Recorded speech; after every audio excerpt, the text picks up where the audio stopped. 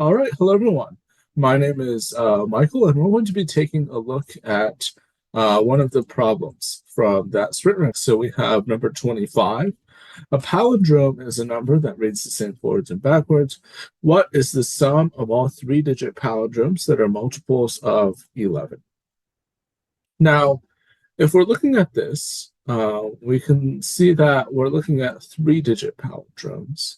And if a three-digit number is going to read the same forwards and backwards, that means the first and the last digits are the same. And the middle digit can be anything, which we'll say it's the digits will be X, then Y, then X. But it doesn't have to be that. They could all be the same, although if they are all the same, then it's not going to be a multiple of 11. So if we look at this, right, we can see that we want this number to be divisible by 11. Now, how do we figure out if something's divisible by 11? Well, we want to basically alternate adding and subtracting each digit, and that will give us a number. And if that number is divisible by 11, then our original number is also divisible by 11. So, for instance, if I have x hundred, y tens, and x ones, then starting this, we'd start with the first digit x, and then we would do minus y plus x, and that equals 2x minus y, right? So if we want xyx, this number, to be divisible by 11, then 2x minus y has to be divisible by 11. Now that means that 2x minus y can take a couple of values, right? It can be 11, 22, 0, negative 11, negative 22, for instance, right? But if we know that x and y are both digits, right, there's no way for 2x minus y to be negative 22. There's not even a way for it to be negative 11, right? It can be 0 and it can be 11, but it also can't be 22 because the maximum possible value of 2 times a digit is 18. And we can't get to 22 by subtracting another digit. So that means that we need to find all sets of digits x and y such that 2 times x minus y equals either 0 or 11. Now let's take a look at both cases. If 2x minus y equals 0, then y equals 2x. And recall that x can't be 0 because you can't start a number with 0. That would make this a 2-digit number. So if x equals 1, we have 121.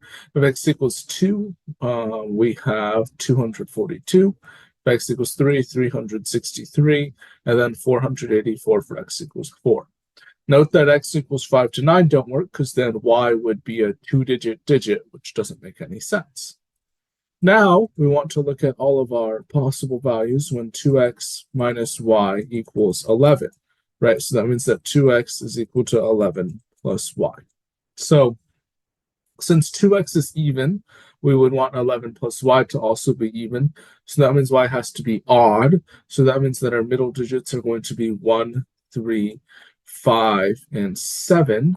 And we'll put 9 here for now, but we'll also see why that doesn't work.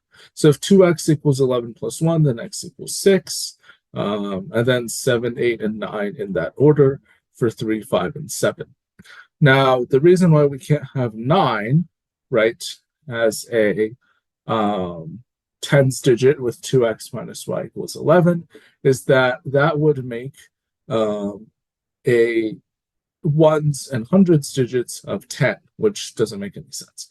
So this one doesn't work.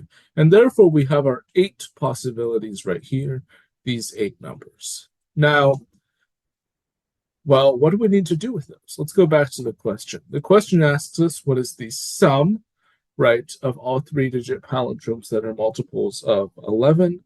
So that means that we need to add all of these up.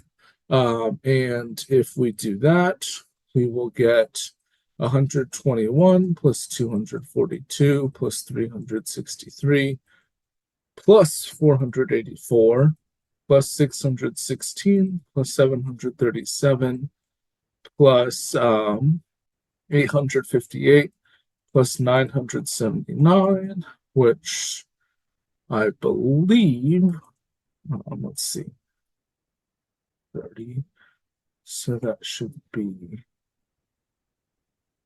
3190.